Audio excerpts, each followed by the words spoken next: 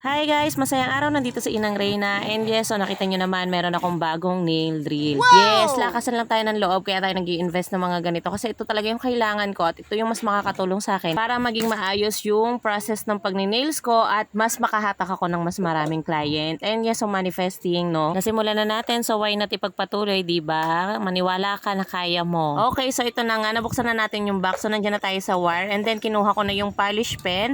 Ayan, tsaka yung pen holder. Okay, so si polish pen ay mabigat po iyan ha mga mima, as in professional nail drill ito. Okay, professional edition po ang nail drill na ito.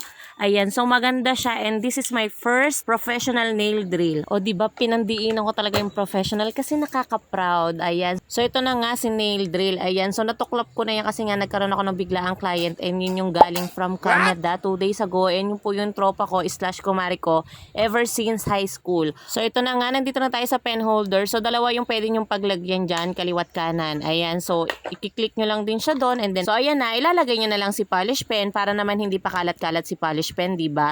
Ayan, so in-on ko na siya, yun yung on and off niya and then nakikita nyo yung round knob, then makikita nyo dyan si LCD, tapos hanggang 45,000 RPM po siya. Okay, so meron naman siyang forward and reverse dito sa kabila and then yung sa on and off na yan, nandun din po yung pause. Okay, so kung gusto nyong stop, pwede. So ito po yung mga available kong beats. Ayan, so nag-invest din ako ng ganyang beats kasi yung beats na kasama dun sa nail drill na bibilhin mo, eh hindi po siya ganun kaganda. So meaning to say po, mas maganda pa rin talaga na mag-i-invest ka ng talagang mga high quality na nail drill bits po. So nakikita nyo naman po, iikot mo lang yung part na yan and then maglalak na siya and then unlock po, ikot mo lang din ulit.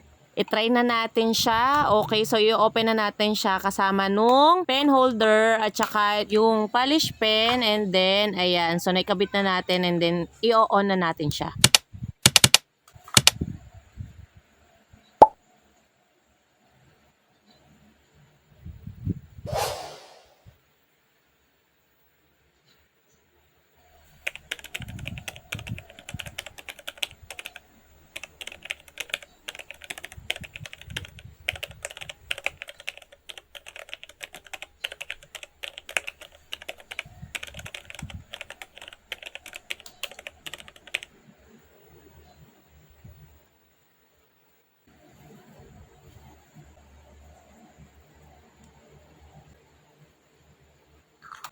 O diba, ASMR na tahimik lang pala. Wala tayong masyadong narinig kasi kiniklaim niya na hindi siya ganun kaingay, low lang yung vibration niya. Tapos, itong nail drill na to, you can use this po as your power bank.